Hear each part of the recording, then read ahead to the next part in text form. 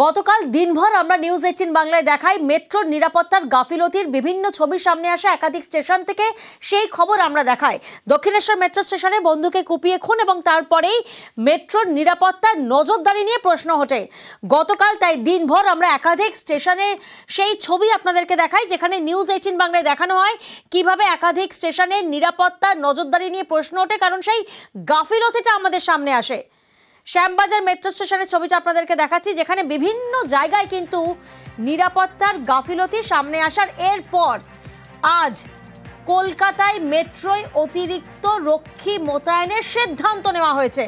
প্রতিনিধি আবির আমাদের সঙ্গে রয়েছেন।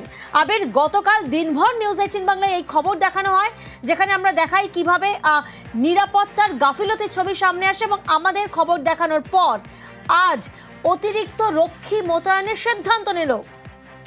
প্রথমত মেট্রো কর্তৃপক্ষ স্বীকার করে নিল কার্যতের মধ্যে দিয়ে তাদের নিরাপত্তায় কত বড় গাফিলতি ছিল। শুধুমাত্র শ্যামবাজার নয়, দেখতে পাওয়া গিয়েছিল হচ্ছে এসপ্ল্যানেড, চাঁদনির মতো গুরুত্বপূর্ণ যে স্টেশন, বিশেষ করে এসপ্ল্যানেড যেখানে হচ্ছে একই সঙ্গে দুটো লাইন সংযুক্ত, সেখানে কেউ লাগেজ স্ক্যানিং করছেন না, ডোর ফ্রেম মেটাল ডিটেক্টর দিয়ে কেউ ছুঁয়েও দেখছেন না, নিজেরা নিজেদের ইচ্ছে মতো চলাফেরা করছেন। বিভিন্ন স্টেশনগুলো সেই ছবি আমরা তুলে ধরেছিলাম।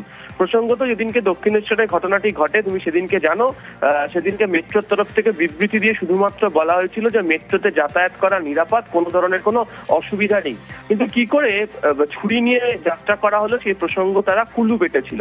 গতকাল আমরা আমাদের খবরে দেখিয়েছিলাম যে বিভিন্ন মেট্রো স্টেশনের বাইরে বড় করে লিখে দেওয়া আছে মেট্রোর তরফ থেকে বিবৃতি দিয়ে কোনো ধরনের ছুরি নিয়ে ট্রাভেল করতে পারা যাবে না, কেউ নিয়ে মেট্রোয় যাতায়াত করতে পারবেন না, এবং সেটি নজরদারিও যে করা হয় না সেটা গতকালকে বিভিন্ন স্টেশনের ছবি আমরা যেভাবে তুলে ধরেছিলাম সেখানে বারবার ধরে প্রমাণিত হয়েছিল।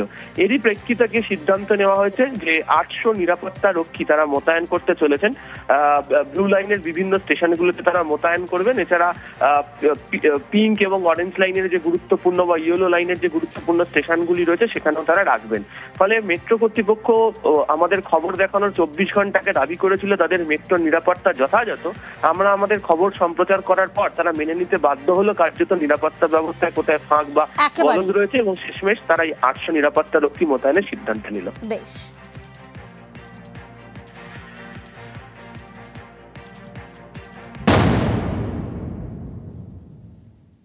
ফের বঙ্গ সফরে প্রধানমন্ত্রী। পুজোর মুখে ফের কলকাতায় প্রধানমন্ত্রী নরেন্দ্র মোদী। আগামীকাল ফোর্ট উইলিয়ামে ইস্টার্ন কমান্ডের সদর দফতরে কম্বাইন্ড কমান্ডার্স কনফারেন্স 2025 এর উদ্বোধনী অনুষ্ঠান, এবং সেই অনুষ্ঠানে অংশগ্রহণ করতে শহরে প্রধানমন্ত্রী। সন্ধ্যেই কলকাতা বিমানবন্দরে নেমে প্রধানমন্ত্রী তিনি রাজভবনে রাত্রিবাস করবেন। আর ঠিক কি কি কর্মসূচি রয়েছে প্রধানমন্ত্রীর, বিস্তারিত জানবো। অর্ণব প্রতিনিধি আমাদের সঙ্গে রয়েছেন। অর্ণব, আজ সন্ধ্যে 7:20 নাগাদ তিনি রাজভবনে দক্ষিণ গেট দিয়ে তিনি রাজভবনে যান এবং সেখানে রাত্রিবাস করবেন। কাল সকাল ঠিক 9টার কিছু সময় পরই তিনি ফোর্ট উইলিয়ামের উদ্দেশ্যে রওনা দেবেন এবং সেখানে শুভ সূচনা করবেন কম্বাইন্ড কমান্ডার্স কনফারেন্স, যেখানে দেশের বিভিন্ন দিক থেকে বিভিন্ন প্রান্ত থেকে কমান্ডাররা বিভিন্ন সেনার যে বিভিন্ন দপ্তরে দায়িত্বপ্রাপ্ত রয়েছেন তাদের নিয়ে এই কনফারেন্স, যার শুভ সূচনায় রাজনাথ সিং অর্থাৎ প্রতিরক্ষা মন্ত্রী রয়েছেন, অজিত দোভাল থাকবেন, ডিফেন্স সেক্রেটারি থাকবেন, আরো অনেক বিশিষ্ট মানুষজন থাকবেন। তবে এই কনফারেন্স 15 তারিখে শুরু হলো, যা 17 তারিখ থেকে চলবে। শুভ সূচনা প্রধানমন্ত্রী করবেন। তবে সাম্প্রতিক সময় অপারেশন সিন্দুরের পর, যেখানে প্রধানমন্ত্রী নরেন্দ্র মোদীও বলেছেন অপারেশন সিন্দুর এখনো শেষ হয়নি, এই অবস্থায় চারিদিকে যে যুদ্ধের জিগি চলছে, মধ্যপ্রাচ্য, ইসরায়েলের ঘটনা, চীনের সঙ্গে বা রাশিয়ার সঙ্গে ইউক্রেনের যে সম্পর্ক, এই পুরো বিষয়টা নিয়ে এই মুহূর্তে এই কনফারেন্সটা বেশ কিছু দিশা মিলতে পারে বলেও প্রাক্তন সেনাকর্তারা বলছেন।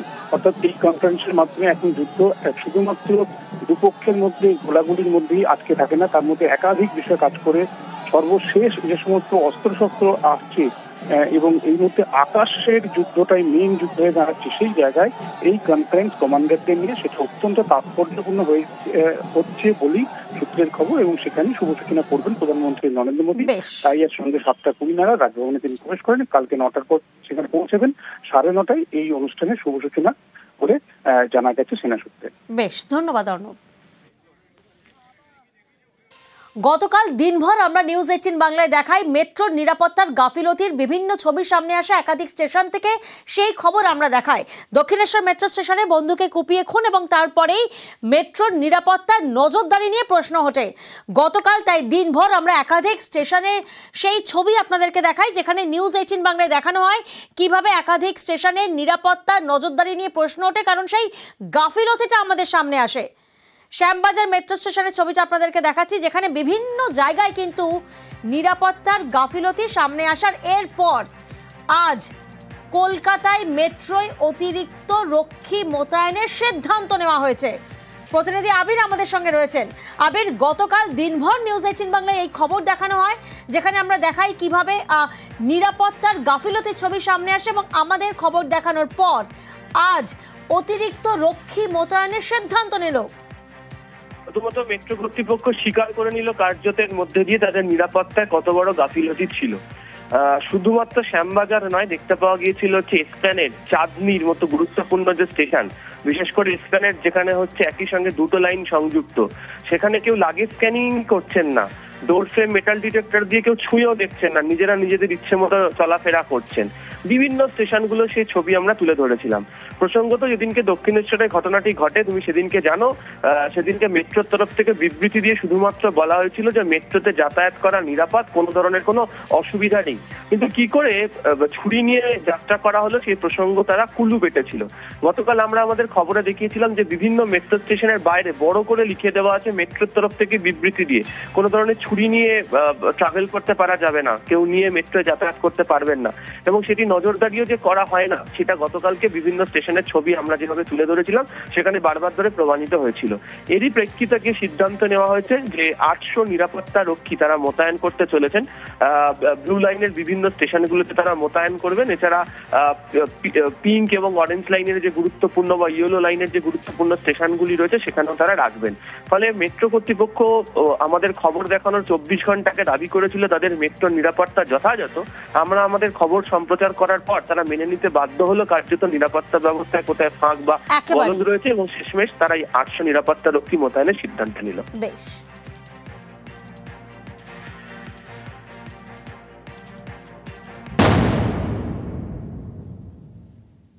ফের বঙ্গ সফরে প্রধানমন্ত্রী। পুজোর মুখে ফের কলকাতায় প্রধানমন্ত্রী নরেন্দ্র মোদী। আগামীকাল ফোর্ট উইলিয়ামে ইস্টার্ন কমান্ডের সদর দফতরে কম্বাইন্ড কমান্ডার্স কনফারেন্স 2025 এর উদ্বোধনী অনুষ্ঠান, এবং সেই অনুষ্ঠানে অংশগ্রহণ করতে শহরে প্রধানমন্ত্রী। সন্ধ্যেই কলকাতা বিমানবন্দরে নেমে প্রধানমন্ত্রী তিনি রাজভবনে রাত্রিবাস করবেন। আর ঠিক কি কি কর্মসূচি রয়েছে প্রধানমন্ত্রীর, বিস্তারিত জানবো। অর্ণব প্রতিনিধি আমাদের সঙ্গে রয়েছেন। অর্ণব, আজ সন্ধ্যে 7:20 নাগাদ তিনি রাজভবনে দক্ষিণ গেট দিয়ে তিনি রাজভবনে যান এবং সেখানে রাত্রিবাস করবেন। কাল সকাল ঠিক 9টার কিছু সময় পরই তিনি ফোর্ট উইলিয়ামের উদ্দেশ্যে রওনা দেবেন এবং সেখানেই শুভ সূচনা করবেন কম্বাইন্ড কমান্ডার কনফারেন্স, যেখানে দেশের বিভিন্ন দিক থেকে বিভিন্ন প্রান্ত থেকে কমান্ডাররা বিভিন্ন সেনার যে বিভিন্ন দপ্তরে দায়িত্বপ্রাপ্ত রয়েছেন তাদের নিয়ে এই কনফারেন্স, যার শুভ সূচনায় রাজনাথ সিং অর্থাৎ প্রতিরক্ষা মন্ত্রী রয়েছেন, অজিত দোভাল থাকবেন, ডিফেন্স সেক্রেটারি থাকবেন, আরো অনেক বিশিষ্ট মানুষজন থাকবেন। তবে এই কনফারেন্স 15 তারিখে শুরু হলো, যা 17 তারিখ চলবে। শুভ সূচনা প্রধানমন্ত্রী করবেন। তবে সাম্প্রতিক সময় অপারেশন সিন্দুরের পর, যেখানে প্রধানমন্ত্রী নরেন্দ্র মোদীও বলেছেন অপারেশন সিন্দুর এখনো শেষ হয়নি, এই অবস্থায় চারিদিকে যে যুদ্ধের দিকে চলছে, মধ্যপ্রাচ্য, ইসরায়েলের ঘটনা, চীনের সঙ্গে বা রাশিয়ার সঙ্গে ইউক্রেনের যে সম্পর্ক, এই পুরো বিষয়টা নিয়ে এই মুহূর্তে এই কনফারেন্সটা বেশ কিছু দিশা মিলতে পারে বলেও প্রাক্তন সেনাকর্তারা বলছেন। অর্থাৎ এই কনফারেন্সের মাধ্যমে এখন যুদ্ধ শুধুমাত্র দুপক্ষের মধ্যে গোলাগুলির মধ্যেই আটকে থাকে না, তার মধ্যে একাধিক বিষয় কাজ করে। সর্বশেষ যে সমস্ত অস্ত্রশস্ত্র আসছে এবং এই মুহূর্তে আকাশের যুদ্ধটাই মেইন যুদ্ধ হয়ে দাঁড়াচ্ছে, সেই জায়গায় এই কনফারেন্স কমান্ডারদের নিয়ে সেটা অত্যন্ত তাৎপর্যপূর্ণ হচ্ছে বলেই সূত্রের খবর, এবং সেখানে শুভ সূচনা করবেন প্রধানমন্ত্রী নরেন্দ্র মোদী। তাই এর সঙ্গে 7:20 নাগাদ রাজভবনে তিনি প্রবেশ করেন। কালকে 9টার পর সেখানে পৌঁছাবেন। 9:30 এই অনুষ্ঠানে শুভ সূচনা করে জানা গেছে সেনা সূত্রে। বেশ, ধন্যবাদ অর্ণব।